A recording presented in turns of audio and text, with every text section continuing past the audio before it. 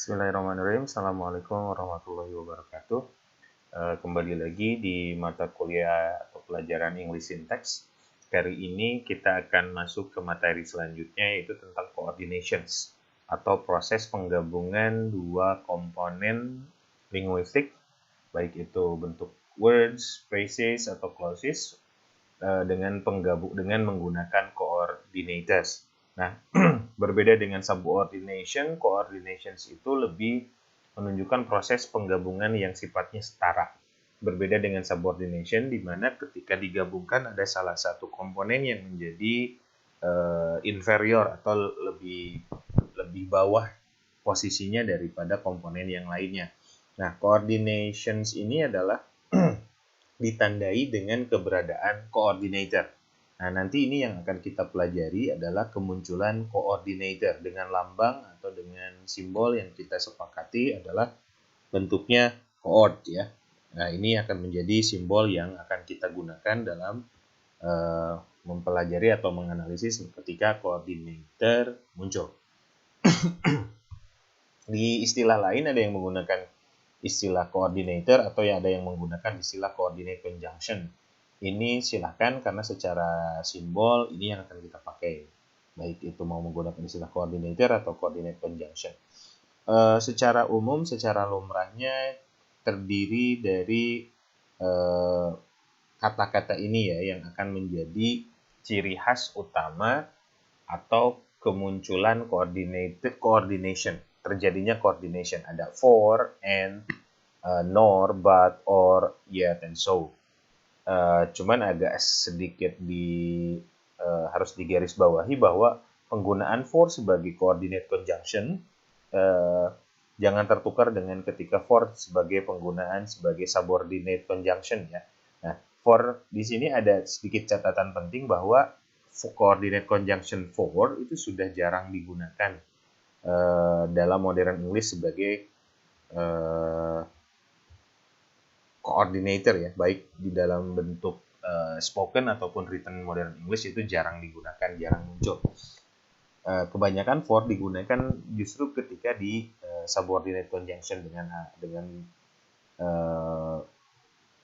proses subordination yang terjadi. Nah, secara definisi coordinators itu adalah function word, jadi kata-kata atau kelompok kata yang akan memiliki makna atau akan memiliki bisa bermanfaat dalam kalimat ketika sudah digunakan, tidak berdiri sendiri, makanya disebut dengan function word ya.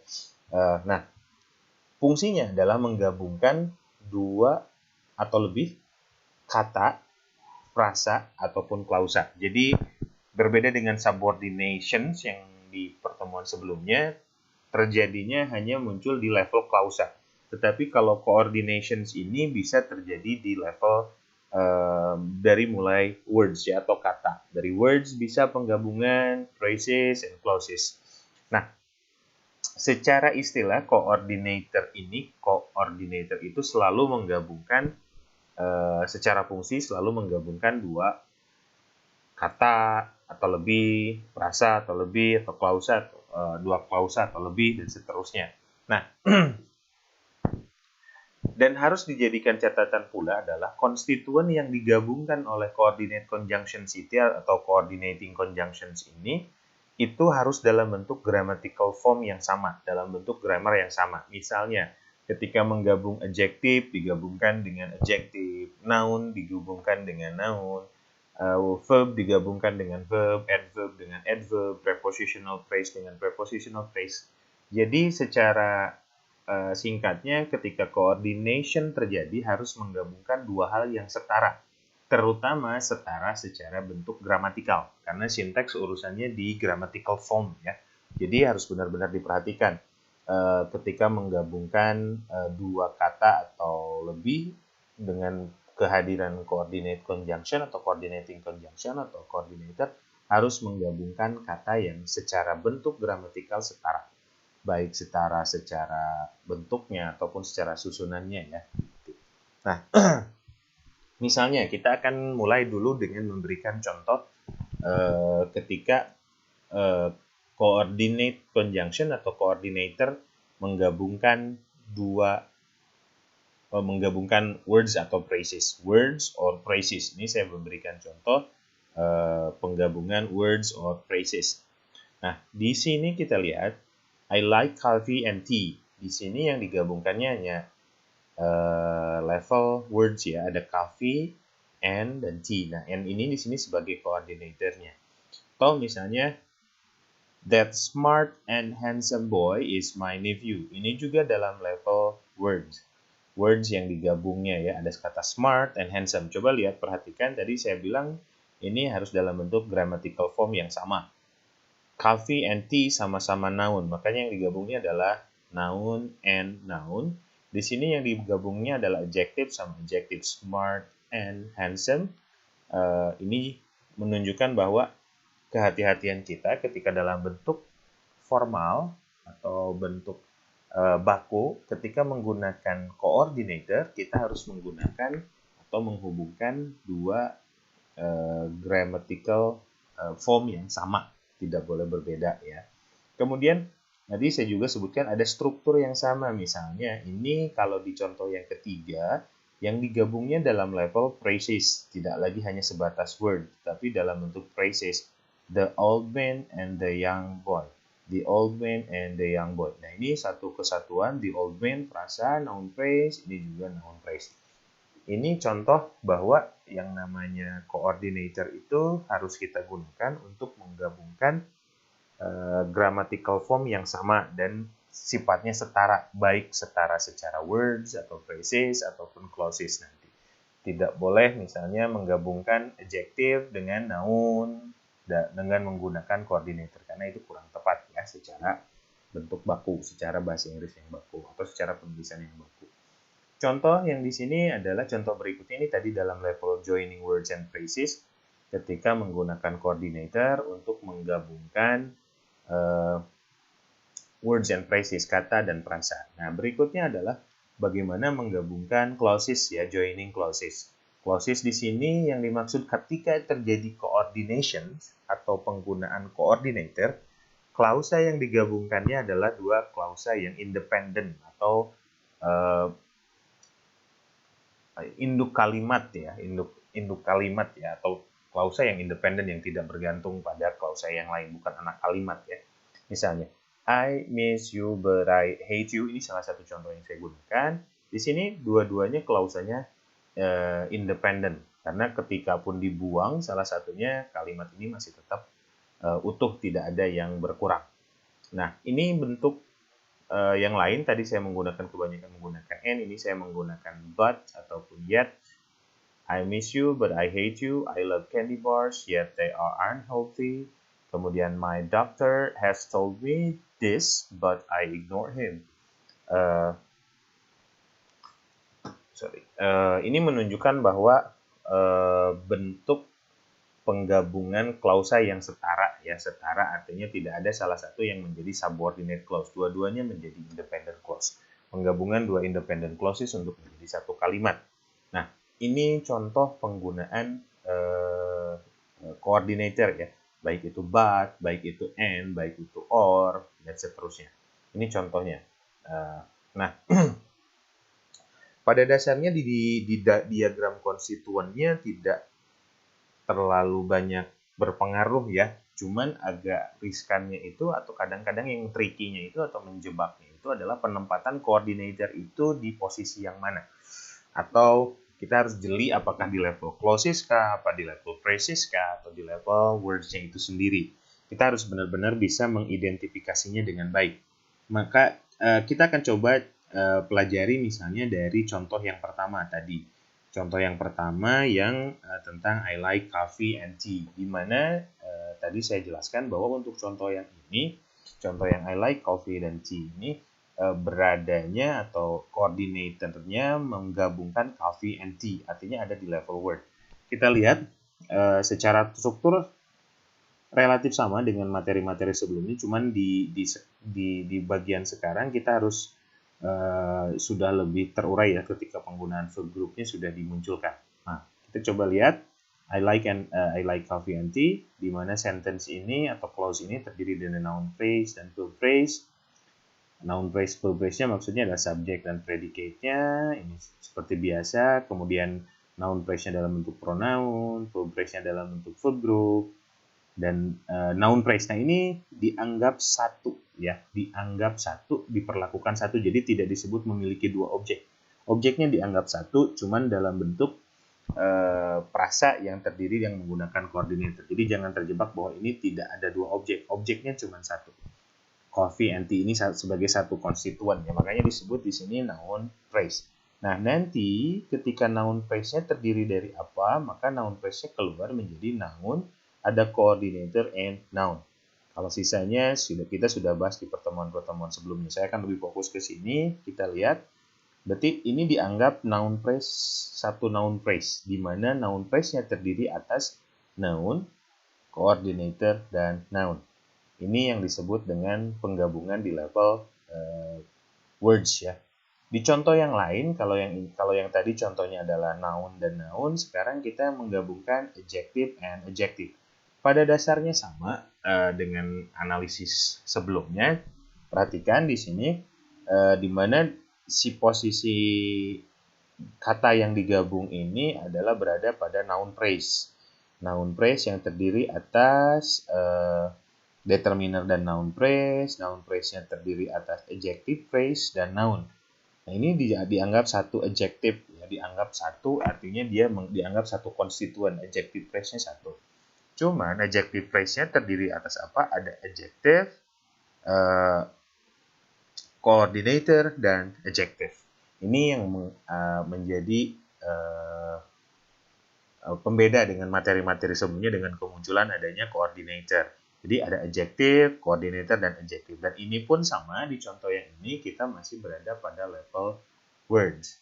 Jadi bisa Anda perhatikan bahwa si coordination itu atau penggabungan dua katanya itu hanya di level words, ya, tidak di level yang lebih tinggi. Nah, kita akan contohkan misalnya kalau terjadi di level yang lebih tinggi atau di kelas yang lebih tinggi. Kalau tadi di word kita naikkan ke phrase. Kita lihat tadi the old man ini satu prasa. Kata the old man ini satu prasa. Kemudian kata prasa the young boy juga the young boy juga sama satu prasa.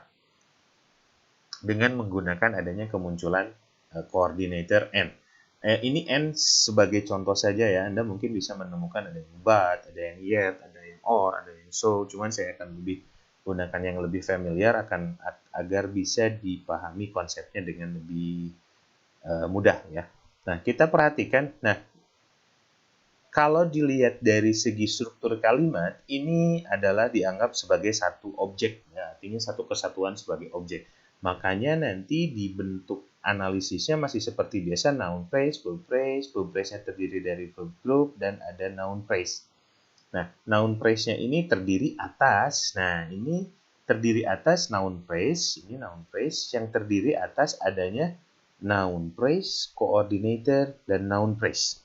Berbeda dengan contoh sebelumnya adalah noun phrase-nya terdiri atas noun, karena ini sudah muncul kata coffee and tea. Ini noun, coordinator, noun. Bandingkan dengan contoh ini ada noun phrase, coordinator, dan noun phrase. Ini yang dimaksud dengan noun phrase, coordinator, dan noun phrase. Ini yang terjadi. Nah, barulah nanti si noun phrase-nya ini diuraikan kembali, terdiri atas determiner dan noun phrase, ada adjective dan noun phrase. Pada dasarnya kalau dilihat ini secara struktur sama. Noun phrase-nya determiner, noun phrase, determiner, adjective phrase, dan noun, determiner, adjective, dan noun, dan seterusnya. Nah, ini harus diperhatikan bahwa ini yang digabung terjadi di level frasa, tidak di level words, ya, tidak di level word. Nah, ini contoh tentang penggunaan coordinator di level word. Sekarang kita lihat di level yang lebih tinggi, yaitu di level clauses, ya, atau di level sentence. Perhatikan ini ada dua kalimat yang digabung, ya, ada kata kalimat I miss you but I hate you. Nah, jadi yang digabung ini adalah bukan lagi prasa, bukan lagi words, not phrases, tapi it's clauses ya, they are clauses. Nah, perhatikan ada sedikit perbedaan. Jadi karena yang digabungnya adalah clauses, maka perhatikan sentence ini dianggapnya masih satu sentence karena hanya ada satu titik di sini, koma ini di titik, artinya satu sentence terdiri dari dua klausa. Satu sentence terdiri dari dua klausa. Dua-duanya klausanya independen. Nah, jadi tidak ada satu klausa yang berada di bawah klausa yang lain. Nah, ini sentence ini terdiri atas klausa 1, S, dan klausa 2, S lagi ya. Jadi klausa pertamanya I miss you dan I hate you. Ini dua klausa ya. S ini sebagai I miss you, S yang satu lagi adalah I hate you. Di tengah-tengahnya ada coordinator, yaitu kata but. Nah, ini yang sedikit berbeda dengan subordination yang dijelaskan di pertemuan-pertemuan sebelumnya. Nah, setelah ini bisa dipisahkan seperti ini, baru kita analisis seperti biasa, di mana S atau komponen klausa pertama itu isinya apa saja, komponen klausa kedua isinya apa saja. Nah, ini yang membedakan dengan subordination. Kalau subordination, kalau anak kalimat itu tidak diuraikan satu-satu si klausanya. Tetapi kalau coordination ini karena dianggap sebagai independent clause, dia tetap diuraikan. Jadi meskipun tampak lebih sederhana, tetapi secara proses penguraian ini lebih memakan waktu dan tempat, karena harus kita uraikan secara detail, berbeda dengan subordination. Jadi kalau subordination cukup ditulis satu S, tidak usah diuraikan lagi. Tetapi kalau coordination dia harus diuraikan sampai beres atau sampai selesai. Nah, ini contoh penggabungan dengan klausa. Ini pun sama. Kalau yang ini relatif mirip ya, artinya mirroring ya, secara klausanya, klausa bentuk kalimatnya atau bentuk klausanya sama, I miss you but I hate you, akan relatif persis ya, bukan relatif lagi ya, sangat identik gitu ya, bentuk baik di sebelah kiri ataupun sebelah kanan analisisnya sama. Ada contoh kalimat yang mungkin secara bentuknya agak sedikit berbeda, tetapi secara prinsip sama ya. Ini bentuk I love candy bars yet they are unhealthy. Kalau di sini kan ada yang satu menggunakan noun phrase, yang satu di sini menggunakan adjective phrase. Tapi pada dasarnya sama. Bahwa ini dianggap satu kalimat, satu sentence. Nanti satu sentence-nya ini terdiri dari dua klausa. Itu klausa pertama, I love candy bars, dan kemudian they are unhealthy ini sebagai klausa yang kedua. Di mana di tengah-tengahnya ada coordinator yet. Ini yet. Jadi sudah muncul di koordinatornya di sini. Jadi koordinatornya tidak berada di posisi yang lain. Nah, secara penguraian nanti sama, masih tetap seperti biasa, diuraikan seperti materi-materi sebelumnya, cuman perbedaannya mungkin di sini kita sudah menggabungkan dua klausa yang independen, dua klausa yang sama-sama mandiri ya, artinya tidak bergantung pada klausa yang lain. Jadi kalaupun salah satu dibuang, I love candy bars, kalimat itu udah bisa selesai.